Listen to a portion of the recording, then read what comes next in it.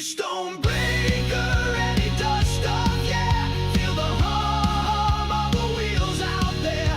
Not perfect, but he dares to dream. Hit that subscribe, make that bell scream. What's up, YouTube?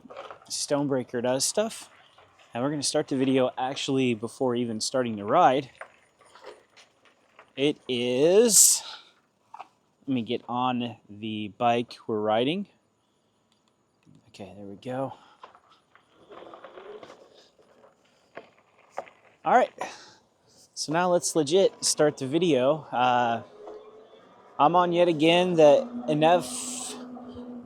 NFE. I promise one of these days I will make sure I memorize the company and the name of the bike, but I'm on the journey. This will be the third quick little video on this bike. I've only had it less than a week. Really great bike, super happy with it. I couldn't ask for much more, especially for the price range on this bike. It's a fantastic bike. Go watch the other two videos I've recently posted on it. But today's date, it is Sunday, August 9th, 2026. It's 7:28 p.m. Today, got a video I'll be editing over the next few days. This video will probably come before the video that I made today. I do have a range test video coming up on the Haybike Ranger 3.0 Pro. So I spent most of my day doing that range test.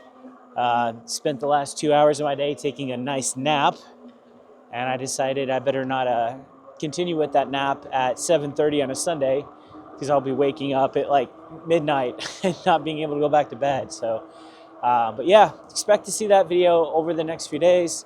But right now, this is going to be a quick little video. I did mention in one of my last videos that I'm going to be trying to put out a little more content than what I normally do.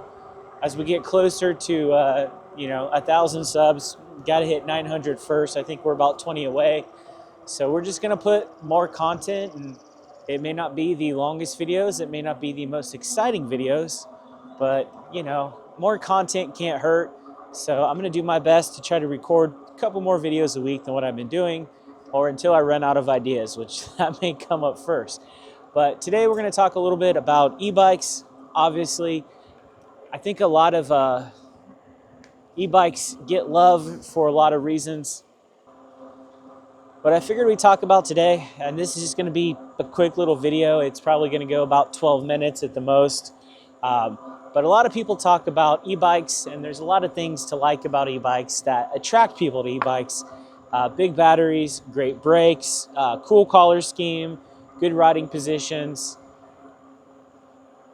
storage, a lot of room to haul stuff if you're looking for that type of bike. So there's just so many different things that attract people to e-bikes. Good looking e-bikes, eye-catching. But what about those other e-bikes? We're talking about the ugly e-bikes. So these bikes may be fantastic e-bikes. They may be terrible e-bikes. But I thought, let me just give you guys a few e-bikes that I've recently seen. And I tried to make them as well known as possible. So, these aren't necessarily e-bikes that I found on Amazon 3 minutes ago that no one's heard of. These are, I guess, pretty popular. You can find videos on them online. And to me, sadly, they are hideous looking. So these are just a few of the ugliest / hideous looking e-bikes that I've ever seen in my life.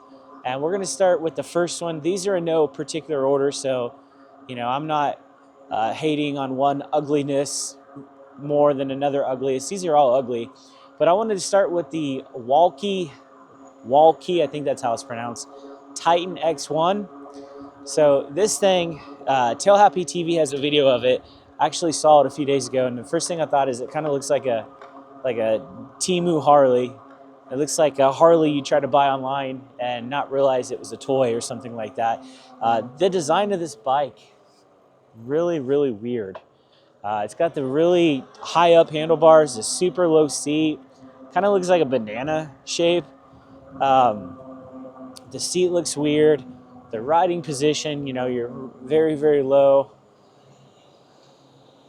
And then they have your handlebars so high. A lot of bounce on the bike too. The videos I've watched, like maybe that's a good thing. A lot of suspension seem to be really good, but I just can't get over the look of it. I just keep seeing like a shaped banana with high handlebars. So could be a great bike. Could be one of the most underrated e-bikes in the world. But to me, it is definitely ugly. It's not a looker. That e-bike does not have the look. So, and then another one that I found is the Aerial Rider Grizzly. So this is more of a compact, non-fat tire, off-roading e-bike, anything like that. But if you look at that design, to me at least, it is super unattractive. Turn my phone up a little bit so I can kind of see some of my notes I have here. But if you take a look at this bike, the first thing that I notice is the big seat, huge seat. The frame, to me, it just looks super bulky.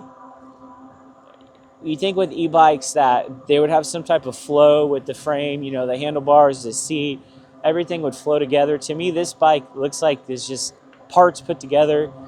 There's no flow to it. Yeah, nothing flows. Just the overall look of it, not a fan. I didn't see what collars it comes in. I don't know if it just comes in one collar. Maybe a different collar would just somehow make it look better. But I saw this one, not a fan of it. You may think it's cool looking. Others may like it and say, okay, I'm just nitpicking. But to the eye test, the Aerial Grizzly does not pass the eye test of a 41-year-old man from Indiana. And then this next one, which I would probably say, I know I said these are in no like particular order, but I think this bike is like super ugly. I feel like this bike should not leave the house. If it leaves the house, it should wear a jacket. It should wear a hoodie. It should lurk in the shadows. So this is the Burchda R5 Pro. So these bikes kind of have a common theme going on with weird frames. Tell me that is not one of the weirdest looking e-bikes that you've ever seen. The top tube in that bike looks really weird.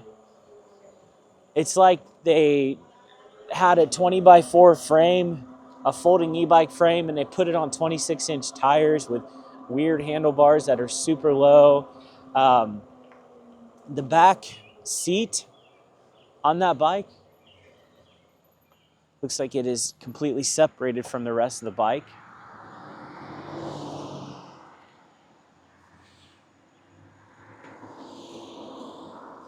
I had to remember how to get going on this bike, the throttle. So yeah, the seat just kind of looks like it's just like magically there. Obviously it's connected, but the seat just doesn't flow with the bike, with the frame.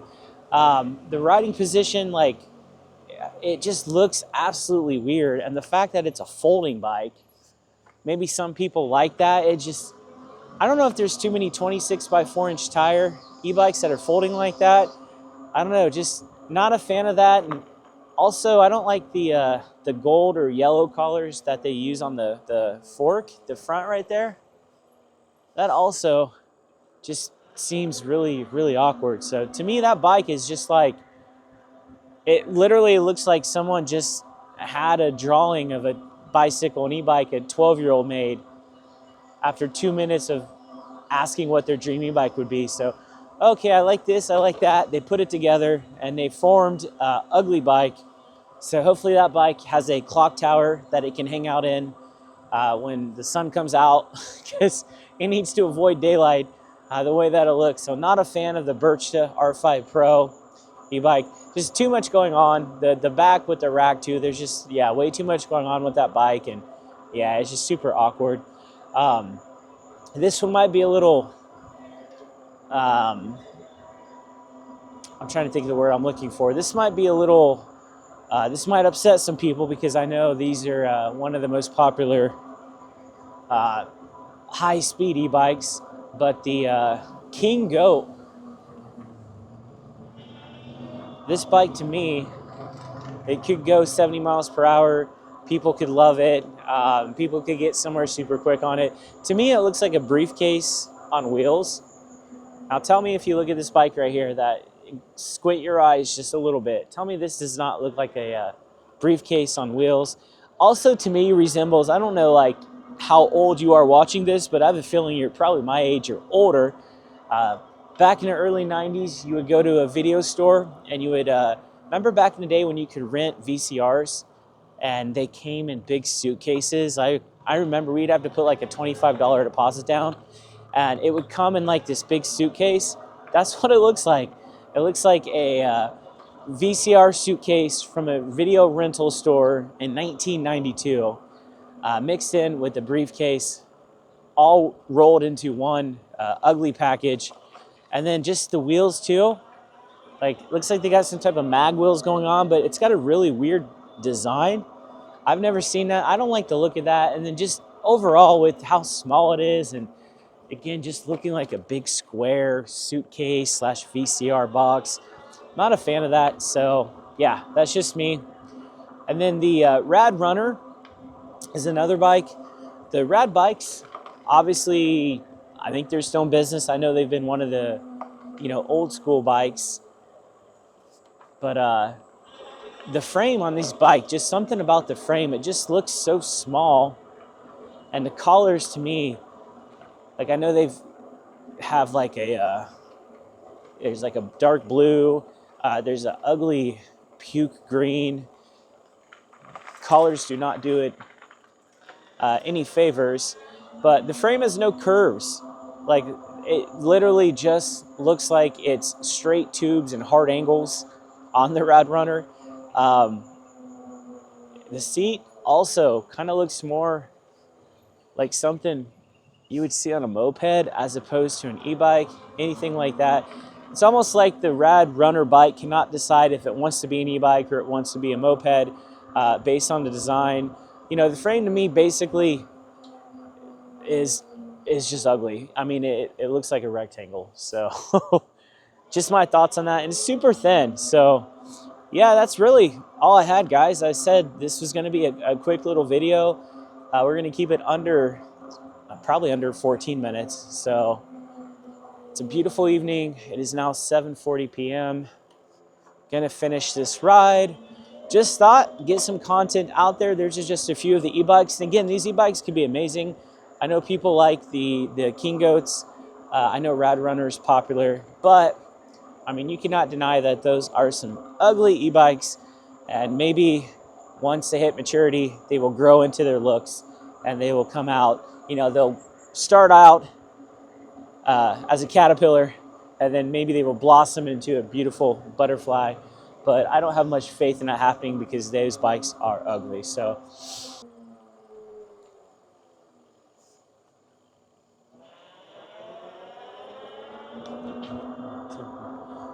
all right, guys, so I appreciate you coming out with me for this ride. I know this is not the most in-depth video, but expect to see videos like this. As I said, I'm gonna be trying to put out a little bit more content than what we typically do. As always, thank you for spending your time helping me waste my time on the NFE journey. And then be on the lookout for a range test video, probably Wednesday or Thursday, on the Hey Bike Ranger 3.0 Pro that I talked about. Interesting to say the least, the results on that. So I'll see you guys in the next one.